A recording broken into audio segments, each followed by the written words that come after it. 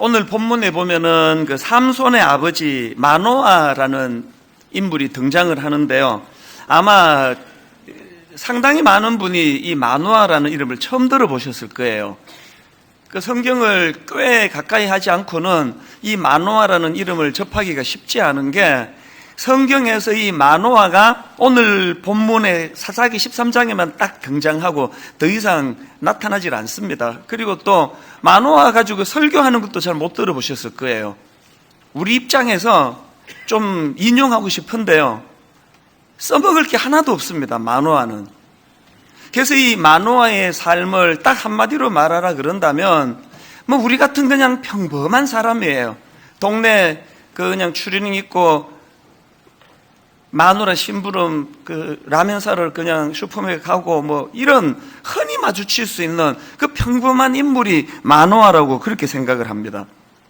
그러나 저는 이 마노아가 겉으로 보기에는 이렇게 한 일도 없고 설교 시간에 뭐 인용할 거리도 하나도 없는 그런 평범한 삶을 살았지만, 오늘 이 혼란한 시대에 우리 모두가 다 어떤 의미에서는 참 귀감하는 인물로 본받아야 될 그 샘플처럼 그렇게 생각해야 될 인물이 마노아라고 저는 그렇게 생각을 합니다.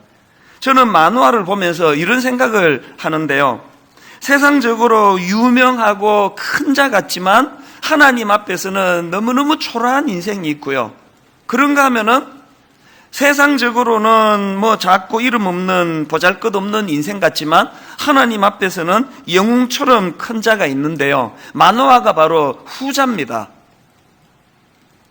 무슨 근거로 이런 말씀을 드리는가 하면은, 이 마노아가 살던 그 시대도요, 우리와 마찬가지로 극심한 타락의 시대예요. 사사기 13장 1절을 보니까 이스라엘 자손이 다시 여호와의 목전에 악을 행하였으므로 여호와께서 그들을 40년 동안 블레셋 사람의 손에 넘겨주시니라. 그 당시 사회는 전방위적으로 뭐 타락하지 않은 영역이 없다 할 정도로 뼛속 깊이 타락한 시대인데요, 그 중에서도 이 성적인 타락, 그 사사기 19장에 보면은 진짜 끔찍해요. 경건하고 거룩해야 할 레위인이 첩을 가지고 있고요, 그 레위인이 그 첩을 두고 있다는 이것도 정말 생소한 타락인데요, 그 여자가 또 불륜을 또 저질러요. 그래가지고 이제 그 레위인을 떠나 도망을 갑니다. 자기 이제 집으로 도망을 가는데, 이 레위인이 이제 그 여자 집으로 가가지고 잘 달래가지고 이제 다시 이제 자기 집으로 데리고 가는 그 과정인데, 그 과정에서 이제 어느 노인의 집에 머물게 되는데요, 그걸 안 동네 불량배들이 몰려와가지고 그 동성 성폭행을 하려고 협박을 가하고요, 막 그 이후에 입에 담기 어려운 이런 끔찍한 일들이 벌어지고 하는 그게 그 시대예요. 이렇게 성적으로 타락을 하던 시대다 보니까, 여러분, 사람은요 그 시대와 환경의 영향을 받지 않을 수가 없는 거 아닙니까? 이런 시대다 보니까 바로 오늘 본문 앞장입니다. 사사기 12장 8절부터 9절에 보니까 그 뒤를 이어 베들레헴의 입산이 이스라엘의 사사가 되었더라. 그 다음 한번 보세요. 그가 아들 30명과 딸 30명을 두었더니, 이 지금 뭐 어떤 상황인지 아시겠죠? 설마 부인 한 사람이 이 다 낳았다고 생각하시는 거 아니겠죠? 그리고 또 바로 그 다음 13절에도 보니까 그 뒤를 이어 비라돈 사람 힐렐의 아들 압돈이 이스라엘의 사사가 되었더라. 그에게 아들 40명과 손자 30명이 있어. 이게 무슨 그 사사들 사이에 무슨 트렌드도 아니고 애 많이 낳기 뭐 이거 뭐 경쟁을 하는 것도 아니고요. 이게 지금 뭘 이야기하는 거겠습니까? 모범을 보여야 될 레위인이 첩을 두고 있고, 그리고 종교 지도자라고 하는 그 사사들이 이런 식으로 여러 부인을 두고 그렇게 애들을 낳고 있는 이런 모습을 보면서 우리가 드는 생각이 뭘까요? 우리는요, 어쩔 수 없이 그 타락한 그 시대 영향을 받을 수밖에 없는 겁니다. 여기 60대 이상 어른들이 생각하시는 그 혼전 순결의 개념하고요, 여기 10대나 20대가 생각하는 혼전 순결은 용어만 같지 완전히 다른 이야기예요. 그 옛날에 70년대만 해도요, 무슨 연예인이 결혼하기 전에 어떤 관계를 가졌다가 이제 임신을 하게 됐다, 이거 들통나면은 그로부터 연예계 완전 매장 아닙니까? 이거 뭐 재기가 불능했습니다. 이게 불과 뭐 얼마 전의 이야기예요. 지금 여러분 뭐 그거 다 보셔서 알지만 막 SNS에 자기가 올려요. 어느 여자 배우가 저 결혼하게 됐어요. 2달 뒤에 결혼하는데 뱃속에 6개월 된 아기가 잘 자라고 있어요. 혼수를 주신 걸로 생각해요. 자기가 막 그런 글을 올리고 막 댓글도 축하한다 그러고 뭐 연예계 매장 없습니다. 그러니까 이 시대가 악하면은 자꾸 이제 그 시대에 영향을 받거든요. 그러니까 종교 지도자들조차도 제가 사실은요 뭐라 그래도 우리 윗대 어른들 목사님들의 그 우리 아버지대 목사님들의 그 영성에 비하면 부끄럽게 짝이 없는 건 이 타락한 시대에 영향을 받거든요. 그래서 그냥 뭐 레위인도 막 처벌 두고 뭐 그냥 부끄럽게도 종교 지도자라는 사사도 막 여러 아내를 거느리고 그런 세상이었는데요. 왜 제가 마노아를 귀하게 보느냐? 그런 세상인데 오늘 본문 2절을 한번 보세요. 소라 땅에 단 지파의 가족 중에 마노아라 이름하는 자가 있더라. 그의 아내가 임신하지 못함으로 출산하지 못하더니 이렇게 시작하는데 여러분 이거 그냥 슬쩍 그냥 읽고 넘어갈 수 있는 장면이지만 저는 여기에서 뭘 발견하느냐?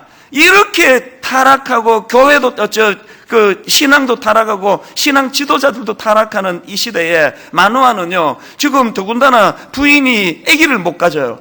그러면 그 시대 분위기 같으면 당연히 딴 여자 얻어가지고 아들 낳으면 되지 뭐 그럴 수 있는 분위기에 지금 이 시대인데 마노아는 그렇게 하지 않은 거예요. 그는 인간적인 방법으로 자기 욕구를 채우는 게 아니라 그저 우직하게 가정을 지키면서 하나님의 뜻을 기다리던 사람, 이게 오늘 우리가 배워야 될 진짜 중요한 모습이라는 겁니다. 저는 본문의 마노아를 보면은 시편 1편 말씀이 떠오르는데요. 자, 여러분 하나님이 바람직하게 생각하는 인간상을 여러분 몇 번 내가 인용해 드렸습니다. 시편 1편 1절이요. 복 있는 사람은 악인들의 꾀를 따르지 아니하며 죄인들의 길에 서지 아니하며 오만한 자들의 자리에 앉지 아니하고 오직 여호와의 율법을 즐거워하여 그 율법을 주야로 묵상하는도다. 하나님이 바람직하게 생각하는 그 인간상을 복 있는 사람은으로 표현하는데 3절에서 이미지화를 만드는 걸 보세요. 3절. 그는 시냇가에 심은 나무가 철을 따라 열매를 맺으며 그 잎사귀가 마르지 아니한 같으니, 하나님이 생각하시는 바람직한 인간상 은 시냇가에 심은 나무예요. 굉장히 정적이에요. 이거 굉장히 정적입니다. 그런가 하면은 하나님이 별로 바람직하게 생각하지 않는 인간의 상을 그 악인이라는 표현으로 이렇게 4절에서 설명합니다. 악인들은 그렇지 아니하며 오직 바람에 나는 겨와 같도다. 이 굉장히 그 역동적인 이미지 아닙니까? 그 바람에 나는 겨 한번 보세요. 막 얼마나 역동적인지 모릅니다. 오늘 이 시대는요 바람에 나는 겨가 아니고는 살 수가 없는 시대예요. 특히 대한민국은 더 그래요.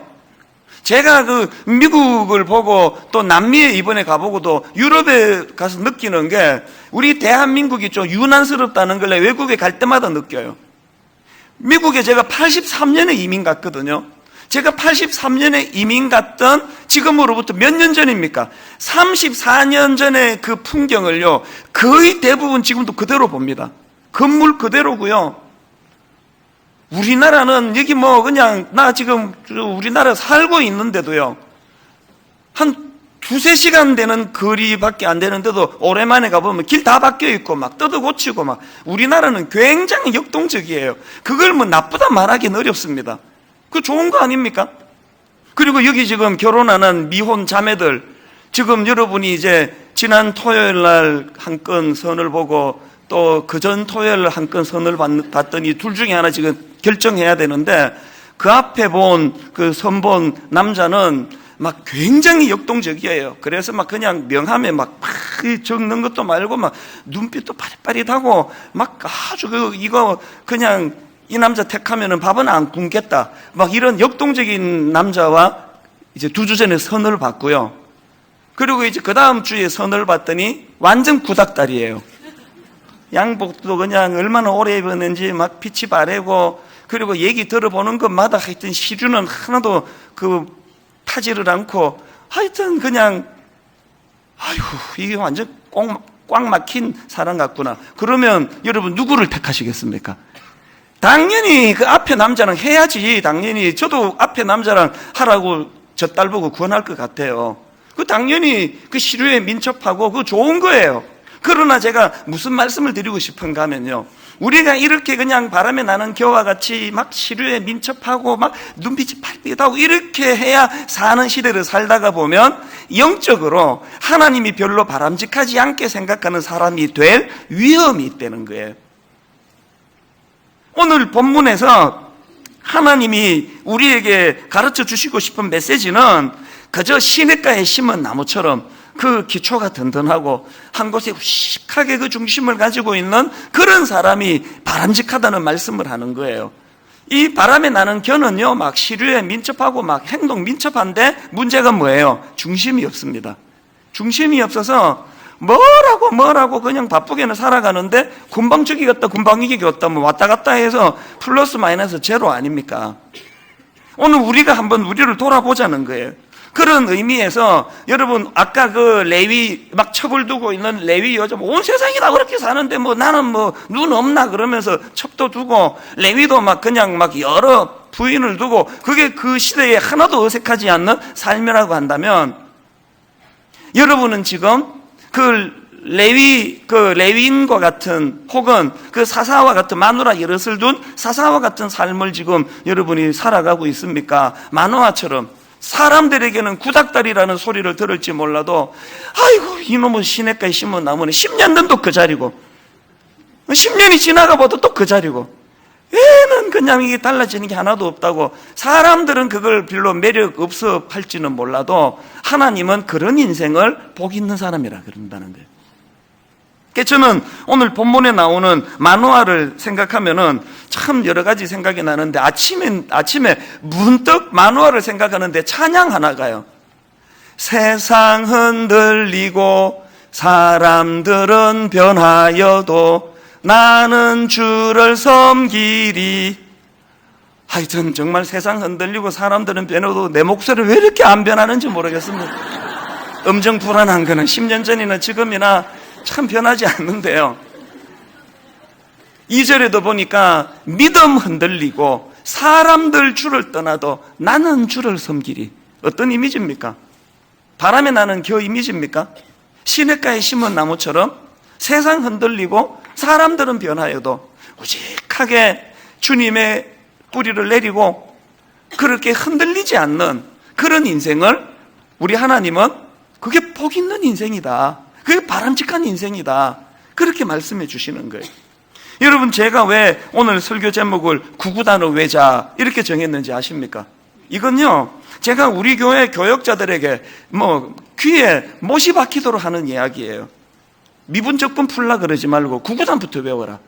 오늘 한국교회 그 신학생들에게 문제가 뭔지 아느냐?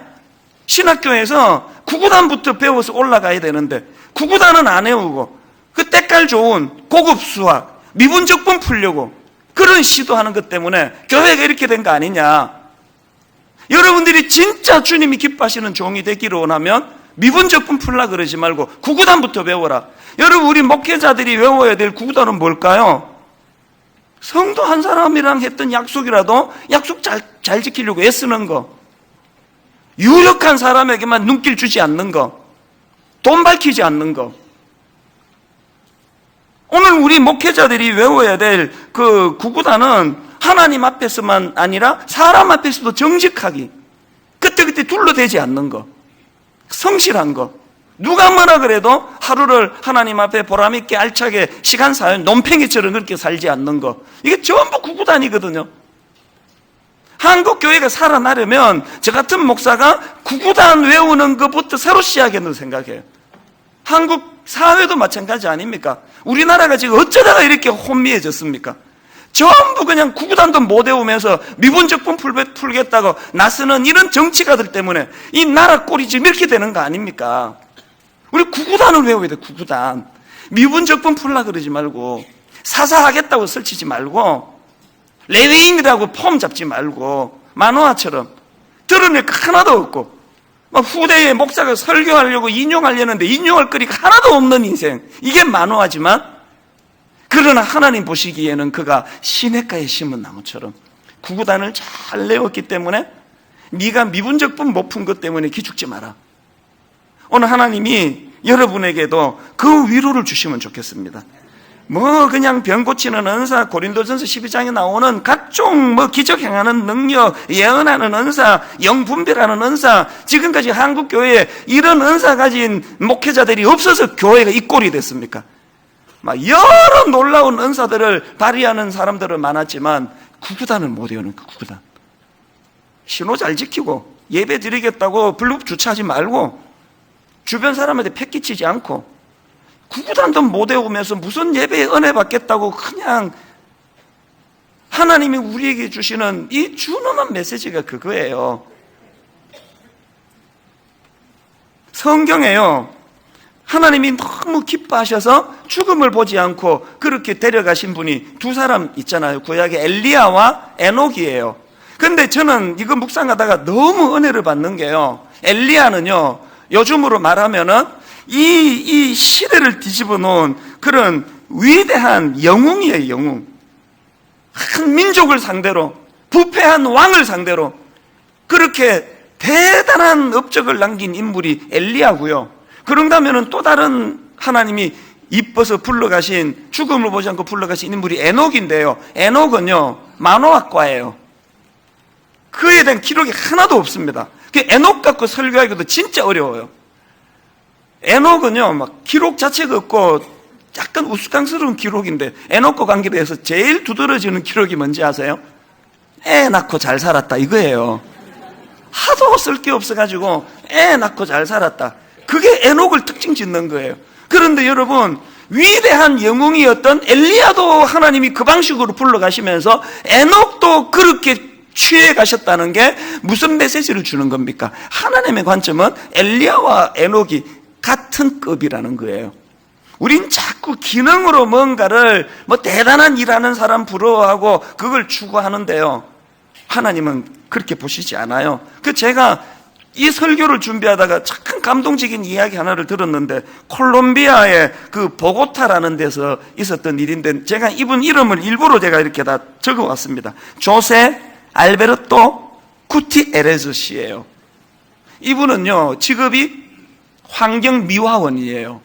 환경미화원인데, 여러분 그 콜롬비아에 있는 환경미화원 이름을 저까지 어떻게 알게 됐을까요? 이분이 한 게 뭐냐 하니까요, 환경미화원이니까 이제 뭐 많이 이제 주우시잖아요. 이분이 뭘 했느냐, 쓰레기를 줍다가 그 버려지는 책들 중에 쓸만한 것들만 이분이 버리지 않고 골라온 거예요. 몇 권을 고른지 아십니까? 2만 권을 골랐습니다. 몇 년에 걸쳐서 고른지 아십니까? 20년 동안 했습니다. 20년 동안 쓰레기통을 뒤지면서 한결같이 버려진 쓸만한 책을 따로 모았더니 이게 책이 2만 권이 돼가지고 지금 이분이요 저소득층 사람들이 활용하는 도서관을 만들었다는, 도서관을 20년에 걸쳐서. 그 돈 있는 부자 그거 그냥 오늘 이 자리에서 결제해서 도서관 하나 만들 수 있습니다. 책 2만 권 바로 구입할 수 있습니다. 그러나 여러분, 제 눈길이 이분이 조세 알베르토 구티에레즈라는 이름을 내가 굳이 여러분에게 가르쳐 드리고 싶은 거는요, 하나님은 이런 사람을 기뻐하신다는 거예요. 비록 환경미화원이지만 내세울 거 세상 사람적으로는 하나도 내세울 게 없지만, 이런 정신을 가지고 자기 삶 속에서 환경미화원으로 책 줍는 거는 어려운 일이 아니잖아요. 20년 동안 한결같이. 그래서 저는 자꾸 이 설교를 준비하는데 하나님이 제 마음속에 이사야의 말씀처럼 내 백성을 위로해라, 내 백성을 위로해라, 그런 차원에서 오늘 여러분 지금 마노아처럼 그렇게 살아가시는 분, 자꾸 세상은 네 잘못 살고 있다, 그렇게 세상 살아서 되겠나? 정직한다고 누가 알아줘? 이렇게 그냥 성이 개방돼가지고 지금 통계도 보면은 자기 마누라 말고 남편 말고도 많은 사람들과 그런 성적인 파트너를 삼는다는 통계도 안 보느냐? 이렇게 바보같이 그냥 한 여자한테만 매여 사느냐고. 자꾸 세상이 그렇게 우리를 조롱한다 하더라도 오늘 성령님은 예배 가운데 우리에게 네가 옳다, 네가 가는 그 길이 정답이다, 기죽지 마라, 너 작은 자 아니다. 오늘 예배 가운데 성령님이 그 길을 걸어가는 주님의 자녀들에게 이 위로의 말씀이 여러분에게 전달되기를 바랍니다. 그런 맥락에서 저는 오늘 우리도 어떻게 하면 시냇가에 심은 나무처럼 하나님이 바람직하다 생각하는 그런 인생이 될 수 있을까? 어떻게 하면 우리도 마노아처럼 그렇게 시류에 흔들리지 않는 그런 기초가 든든한 구구단을 잘 외우는 인생이 될 수 있을까? 제가 이거를 한 몇 가지로 정리해 봤는데요. 여러분, 그 구구단을 잘 외운다는 건 기초가 든든하다는 뜻인데요. 이런 기초가 든든한 인생이 되기 위해서는 하나님의 뜻을 잘 알아야 돼요. 자, 첫째로요. 구구단을 잘 외우기 위해서는 하나님은 성공이 아니라 구별된 삶을 원하신다는 걸 아셔야 됩니다. 지금 여러분, 하나님이 마노아에게 또 마노아 아내에게 삼손을 주시겠다고, 나시린을 주시겠다고 그렇게 하나님이 약속하시면서 그에게 많은 해야 될 일들을 가르쳐 주시는데요. 자, 먼저 3절을 한번 보십시오. 여호와의 사자가 그 여인에게 나타나서 그에게 이르시되 보라, 내가 본래 임신하지 못함으로 출산하지 못하였으나 이제 임신하여 아들을 낳으리니. 여러분, 여기서 영적으로 그 순서를 잘 아셔야 됩니다. 우리가 헷갈리는 게 그거예요. 3절에 보니까요, 하나님이 어떤 조건을 걸고 주시는 게 아니에요. 네가 요거 해내면 아들 주지, 이게 아니에요. 자격도 없는데, 또 한나처럼 구하지도 않았는데 그냥 무조건 주신 거예요. 이 순서를 잊으시면 안 됩니다. 우린 자꾸 행위적으로 뭘 해야 은혜를 준다. 하나님 이번 특세 개간할 테니까 뭐 주실래요? 뭐 주긴 뭘 줘? 은혜를 주는 거지. 자꾸 조건을 내거는데요. 은혜는 그런 게 아니에요. 자격 없는 자에게 주시는 게 은혜예요. 지금 3절에서 하나님이 은혜를 베푸시는데, 임신이라는 은혜를 베푸는데 아무 조건이 없었습니다. 자, 그 다음 순서적으로 이제 5절부터 한번 보세요. 5절. 보라, 네가 임신하여 아들을 낳으리니. 조건 없이 주시고 나서 조건을 걸기 시작하네요. 그의 머리 위에 삭도를 대지 마라. 7절. 그가 내게 이르기를 보라, 내가 임신하여 아들을 낳으리니 이제 포도주와 독주를 마시지 말며 어떤 부정한 것도 먹지 말라. 이 아이는 태에서부터 그가 죽는 날까지 하나님께 바쳐진 나시린이 됨이라 하더이다. 14절. 포도나무의 소산을 먹지 말며 포도주와 독주를 마시지 말며 어떤 부정한 것도 먹지 말고 내가 그에게 명령한 것은 다 지킬 것이니라 하니라. 아시겠습니까? 조건을 걸어서 통과되니까 자식을 준 게 아니고 무조건적인 은혜로 자식을 주시고 이 은혜의 감격을 누린 자들에게 하나님이 원하는 부담스러운 조건이 그때 생기더라는 거예요. 우린 이 순서가 바뀌어 있는 거예요. 그리고 또 우리가 오해하는 건 뭡니까? 지금 13장은 눈 씻고 한번 보세요. 이 기능이 있는가? 지금 1등 하기 위해서는 이렇게 살아야 된다. 네 멋지게 성공하기 위해서 이거 하나도 없습니다. 여러분, 여기서 지금 하나님이 제시하는 이 모든 건 다 딱 하나예요. 세상과 구별된 삶을 살아라.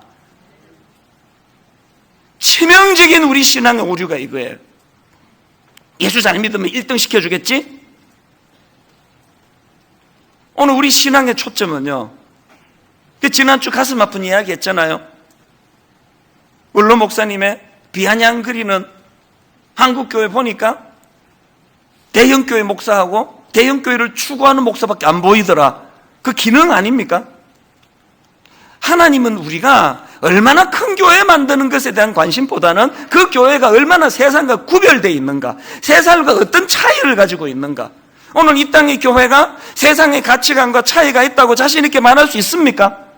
오늘 예수 믿는 여러분은 세상 사람들과 나는 가치관의 차이가 있어, 자신 있게 말할 수 있습니까? 몇 명 안 될걸요? 내가 걸어가는 이 길은 정말로 세상과 구별된 길이다, 이렇게 자신할 수 있습니까? 레위기 20장 26절에 너희는 나에게 거룩할지어다. 이는 나 여호와가 거룩하고 내가 또 너희를 나의 소유로 삼으려고 너희를 만민 중에서 뭐 했다고요? 구별하였습니다. 하나님의 구별은 거룩이라는 사실이에요. 하루가 멀다 하고 신문에, 하루가 멀다 하고 인터넷에 떠도는 목사들의 성적인 타락 소식, 하루가 멀다 하고 부끄럽게 짝이 없는, 저는요 우리 새 아이들에게 내가 지 아버지가 목사라는 게 미안해 죽겠습니다. 얼마나 부끄러운 지금 이 목회자들의 끊임없는 이 부끄러운 소식들 이제는 놀라지도 않아요. 화제거리도 아니에요. 뭘 실수했습니까? 뭘 실패했습니까? 하나님이 원하는 구별은 거룩이거든요. 교회 얼마나 키우느냐의 관심보다는 내가 세상 사람과 구별된 거룩한 사람인가. 이게 세상 사람들에게 이 부분에 인정을 받지 못하는데 무슨 전도 집회가 이루어지겠습니까? 저는 저와 여러분이 이런 말씀을 또 듣고 지나가는 한 소주제가 아니라 너무너무 가슴이 아프고 준비하는 내내 눈물이 나고 하나님은 성공이 아니라 구별된 삶을 원하는데 나는 온통 성공한 목사로서만 저 자신을 바라보고 있었던 이 부끄러운 내 모습을 정직하게 고백합니다. 아버지, 어떻게 하면 좋겠습니까? 하나님의 은혜로 이제는 하나님 성공이 아니라 거룩을 추구하는 인생이 되기를 원합니다. 이런 소원이 좀 생겨야 되는 거 아니겠습니까? 그런가 하면은 두 번째로 영적으로 구구단을 잘 외기 위해서는요, 하나님은요, 본이 보이는 삶, 본이 보이는 교육하기를 원하신다는 겁니다. 제가 방금 자녀는 조건 없이 은혜로 주셨지만 그 은혜 받은 사람에게는 많은 조건을 걸고 계신다 말씀을 드렸는데요. 그 과정에서 제가 발견한 게 하나 더 있습니다. 자, 5절을 한번 보세요. 5절. 지금 하나님이 네가 낳을 그 아이가 나실이기 때문에 해서는 안 되는 많은 게 있다. 그 말씀을 주시거든요. 5절을 보십시오. 보라, 내가 임신하여 아들을 낳으리니 그의 머리 위에 삭도를 대지 말라. 이 아이는 태에서 나옴으로부터 하나님께 바쳐진 나실인이 됨이라. 그 다음에 13장 내내 이제 네 아들을 이렇게 키워라. 이것도 하면 안 된다, 저것도 하면 안 된다, 그렇게 말씀을 주시는데요, 제가 발견한 게 5절 말씀을 하고 싶은 하나님이 그 앞에 4절에 전제가 있더라는 거예요. 자, 4절을 한번 보시겠습니까? 그러므로 너는 누굽니까? 삼손 엄마, 애 잘 키워야 되는 당사자. 4절을 다시 보세요. 그러므로 너는 삼가 포도주와 독주를 마시지 말며 어떤 부정한 것도 먹지 말지니라. 그리고 나오는 게 자식 교육이에요. 무슨 뜻입니까? 네가 네 아들이 나실이기 때문에 이것도 해서는 안 되고 저것도 해서는 안 되는 신앙 교육이 필요한데, 그 신앙 교육하기 전에 먼저 네가 본을 보이는 삶을 살거라는 게 오늘 본문의 내용으로 저는 생각합니다. 오늘 한국 교회 성도님들 자녀교육 실패한 게 이거 아닙니까? 맨날 그냥 니는 왜 그렇게 사니? 예수 믿는 애가 왜 그러냐? 목사들이 왜 그 모양이야? 목사인 자기도 제대로 안 사는데 그 아들에게 뭘 바라겠습니까? 우리가 하나님이 원하시는 건 본이 되는 교육하기 이전에 네가 먼저, 여기 4절에 그러므로 너는 네가 이제 네 아들 보고 포도주 마시면 안 된다, 독주 마시면 안 된다, 이거 교육해야 되는데 애 낳기도 전에 먼저 네가 이런 부분에 본을 보이는 인생이 돼야 된다. 저는 오늘 본문 13장에서 이 본이 되는 모습을 그 하나님의 사자들에게서 보는데요. 자, 사사기 13장 15절을 보세요. 세 번역으로. 그러자 마노아가 주님의 천사에게 새끼 염소를 한 마리 잡아 대접할 터이니 잠시 기다려 달라고 하였다. 그랬더니 16절, 하나님의 사자가 마노아에게 이르되 네가 비록 나를 머물게 하나 내가 내 음식을 먹지 아니하리라. 번제를 준비하려거든 어떻게 해요? 마땅히 누구에게? 여호와께 드릴지니라. 상황 아시겠죠? 세상에 하나님의 사자가 그 아기를 원하는데 아기가 안 생기는 그 가정에, 네 가정에 이제 아들을 하나 주시기로 했다니까 너무 고마워가지고 그 소식 전한 사람에게 그 우리로 치면 씨암탉이라도 잡아가지고 손님 대접하려고 하는 거예요. 그랬더니 하나님의 사자가 나한테 하지 말고 하나님께 드려라, 그 얘기거든요. 그래서 19절에 보니까 이에 마노아가 염소 새끼와 소제물을 가져다가 바위 위에서 누구께 드립니까? 여호와께 드리매. 제가 이 설교를 준비하면서요, 한국 교회가 이렇게 그냥 부끄러운 자리에 빠지게 된 건요, 이걸 어겨서 그래요. 우리는요, 눈에 보이는 하나님 사자만 막 뒤딱 대접하는 문화예요. 제가 처음에 15년 전에 교회를 개척하고 났더니요, 나는 중고등부만 해가지고 어른 사역을 해본 적이 있고, 신방 가면 뭐 하는지도 모르고, 애들한테는 신방 가면 막 미치도록 사주는 것만 해야 되거든요. 떡볶이 2인분대 시켜주실래요? 계속 이제 돈 내는 것만 하는데요. 그러다가 이제 제가 이제 목사가 돼가지고, 담임 목사가 돼가지고 이제 등록한 가정이거나 또 신방을 갔더니요. 이게 딱 신방을 갔더니 벌써 달라요. 이게 벌써 이제 오래 예수 믿는 사람은 그것도 룰이 있는 것 같아. 깨끗한 집. 열고 들어가면은 막 완전히 막 그 뭐 빈집 같아. 너무너무 깨끗하게 먼지 하나 없이 치워놓고 이제 벽장 문 열면 옷 확 쏟아지고 이제 이런 분위기를 만들어 놓잖아요. 그리고 아무것도 없는 깨끗한 거실에 그 낮은 안전상을 두더라고요. 거기에 이제 3가지가 올라가 있는데요. 성경 찬송이 올라가 있고 그 옆에 감사 헌금 봉투가 있고 그 옆에 오신 목사님께 드리는 봉투가 있고, 그래서 성경 찬송과 봉투 2개가 놓여 있더라고요. 이게 거의 좀 그 폼이었나 봐요. 요즘에는 뭐 그렇게 하는 교회가 없겠지만 옛날에는 그런 교육이 있었나 봐요. 예배가 다 끝나면은 성경책을 썩 이제 정리하면서 봉투 2개를 건네주세요. 이거는 하나님께 드리는 감사 헌금이고요. 목사님, 이거는 목사님께 드리는 거예요. 그렇게 거의 설이 그렇더라고요. 그럼 제가 첫 번째 봉투를 받아서 건네면서 이건 직접 본인이 주일날 헌금하면 넣으시고요. 이거는 거두어 주시옵소서. 돌려드리는 거예요. 그 왜 돌려드릴까요? 너무너무 목사님을 잘 대접하고 싶은 마음으로 주는 봉투인 건 이해가 되는데요. 거기에 내가 맛을 들이면요. 이제 어떻게 하면 하나님께 영광이 되는 예배를 할까 보다는 어떻게 하면 이 사람 구미에 맞춰서 기분 좋은 설교를 해서 봉투가 더 두둑하게 만들까. 이런 것으로 제가 발달이 되는 순간 저는 망하는 거거든요. 그래서 우리 교회가 왜 봉투를 사절합니까? 그 아름다운 사랑으로 주시는 봉투를 우리 부교역자들이 봉투를 받으면 문제가 커집니다. 여러분, 우리 부교역자를 곤란하게 만들지 마세요. 죽으라고 주는 분이 계세요. 막 죽으라고 안 받는데 더 죽으라고 주시는 분이 계시면 그걸 받아오는 경우가 있는데, 그거는요 우리 그 교역자를 위해서 쓰질 않습니다. 그러면 우리 공동 모금함이 있거든요. 거기에 넣어서 교역자들이 다 같이 써요.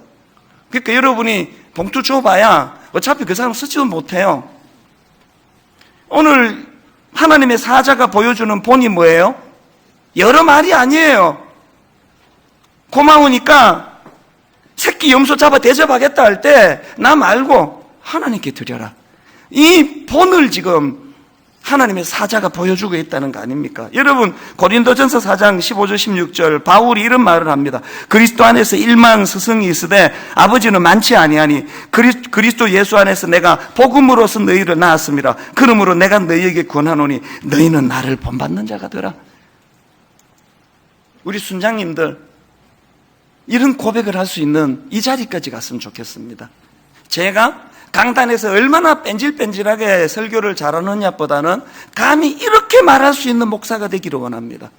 오늘 우리가 자녀 교육에 마노아와 그 아내에게 주시는 하나님의 준엄한 명령이 뭐냐 할 때 니부터 살아라. 그렇게 니부터 그렇게 살고 자녀를 교육해라. 이게 우리들에게 준엄한 하나님의 메시지가 되기를 주님 이름으로 축복합니다. 마지막 3번째로 구구단 잘 외우려면요, 하나님께 묻는 태도를 회복해야 돼. 묻는 태도.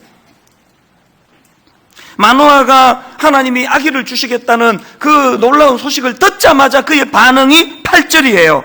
마노아가 여호와께 기도하여 이르되 주여 구하옵나니 주께서 보내셨던 하나님의 사람을 우리에게 다시 오게 하사 우리가 그 낳을 아이에게 어떻게 행할지를 우리에게 가르치게 하소서. 그 다음 11절. 마노아가 일어나 아내를 따라가서 그 사람에게 이르러 그에게 묻되. 그 다음 12절. 마노아가 이르되 이제 당신의 말씀대로 되기를 원하나이다. 이 아이를 어떻게 기르며 우리가 그에게 어떻게 행하리이까? 지금 계속 질문하고 있거든요. 이게 지금 그 시대를 여러분 특징 짓는 거 아시죠? 사사기 시대를 특징 짓는 사사기 17장 6절, 사사기 25장 25절에서 반복해서 나오는 말. 그때는 이스라엘의 왕이 없었으므로 사람마다 자기 소견에 옳은 대로 행하였더라. 타락한 사사기 시대를 딱 한마디로 이야기하면 하나님께 묻는 게 없었어요. 자기 소견에 옳은 대로 하는 거예요. 내키는 대로 사는 거예요. 결론을 맺으면서 심각한 질문을 드리고 싶습니다. 오래 예수 믿으신 여러분, 마노아의 겸손한 질문하는 모습이 언제부터 없어졌어요?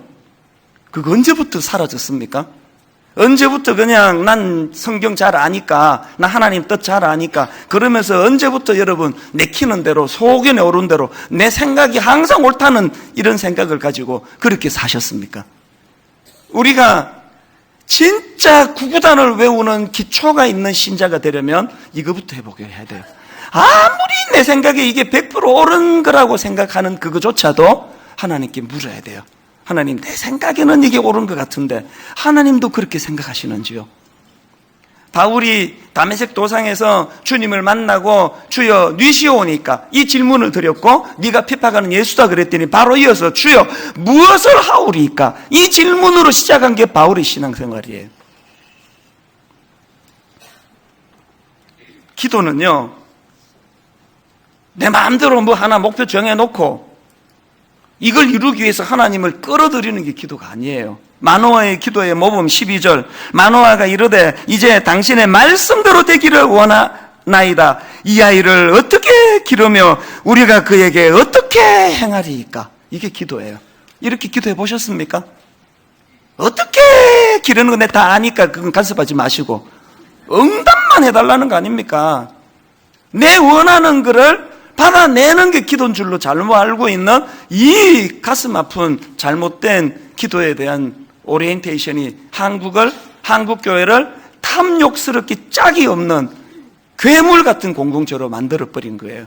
내일부터 일주일 동안 하나님께 겸손히 내 삶을 여쭙고 질문하고, 하나님 나 이렇게 살아도 괜찮은 겁니까? 하나님께 질문하는 한 주간 되기를 주님 이름으로 축복합니다. 여러분, 오늘 이 찬양 한번 같이 부르시면서 설교를 정리하시면 좋겠는데요. 세상 흔들리고 사람들은 변하여도 나는 주를 섬기리. 믿음 흔들리고 사람들 주를 떠나도 나는 주를 섬기리. 시냇가에 심은 나무와 같이 견고한 믿음을 가지고 찬양합니다. 선포합니다. 이렇게 찬양합니다. 세상 흔들리고 사람들은 변하여도 나는 주를 섬기리. 주님의 사랑은 영원히 변하지 않네. 나는 주를 신뢰해. 다시 한번. 세상 흔들리고 사람들은 변하여도 나는 주를 섬기리.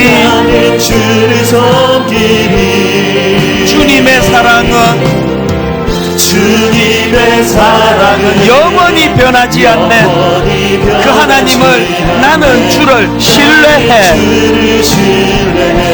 오직 믿음으로, 오직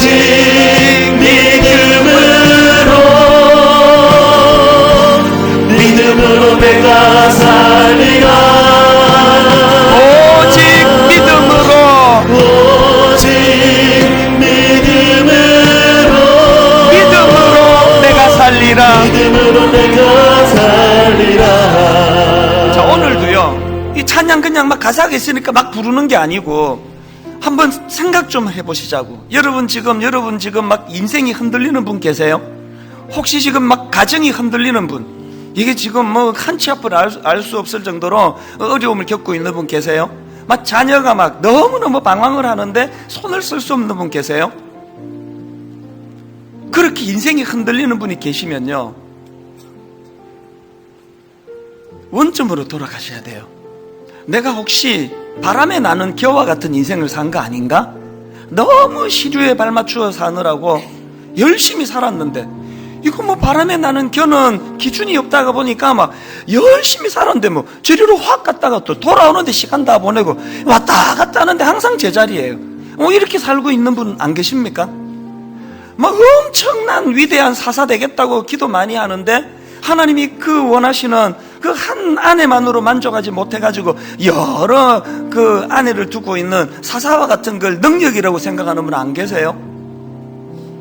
맨날 자기는 크리스찬이라고 떠들면서 레위인으로서 그 부끄럽게도 첩을 두고 살아가면서 이걸 하나도 당연한 거라고 부끄럽지 않게 생각하는, 뭐 세상이 다 그런 걸 뭐. 우리 하나님 앞에 내가 흔들릴 수밖에 없는 거는 뿌리가 없기 때문, 기초가 없기 때문이라면 하나님 구구단부터 외기 원합니다. 미분적분 푸는 거 욕심내지 말고 하나님 구구단부터 외기 원합니다. 우리 이 마음을 가지고 한 번 더 가사 한 번 하나하나 2절을 찬양할 텐데요.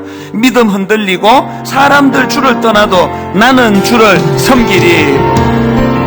믿음 흔들리고 사람들 주를 떠나 나는 주를 섬기리. 나는 주를 섬기리. 주님의 나라는 주님의 영원히 쇠하지 않네. 영원히 쇠하지 않네. 나는 주를 신뢰해. 나는 주를 신뢰해. 오직 믿음으로, 오직 믿음으로 내가 살리라. 믿음으로 내가 살리라. 오직 믿음으로, 오직 믿음으로 내가 살리라. 여러분 시냇가에 심은 나무처럼 선포합니다. 오직 믿음으로, 오직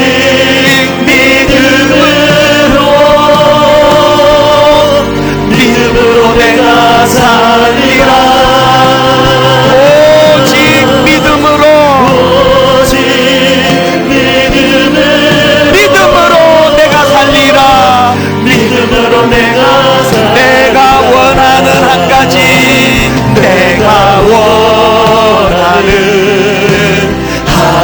우리의 소원, 주님의 기쁨이 되는 것, 주님의 기쁨이 되는 진실로 이것이 내 마음의 소원입니다. 내가 원하는 한 가지, 한 가지 주님의 기쁨이 되는 것. 나 주님의 기쁨 되기 원하네. 주님의 기쁨 되기 원하네.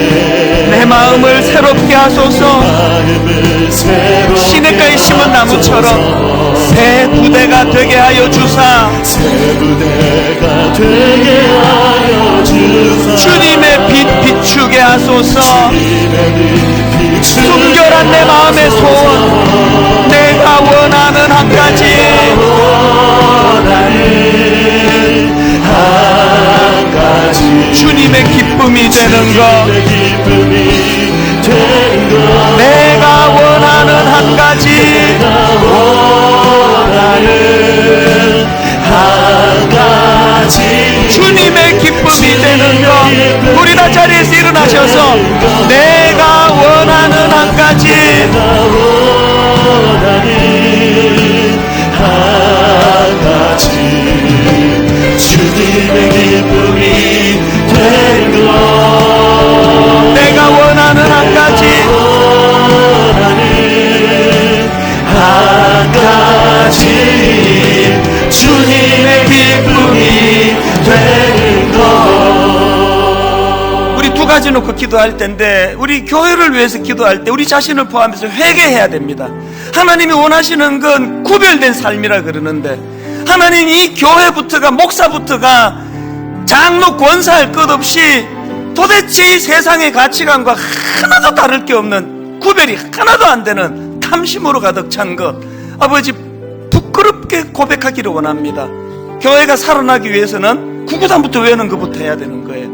두 번째 기도 제목, 이 나라를 살려주시옵소서.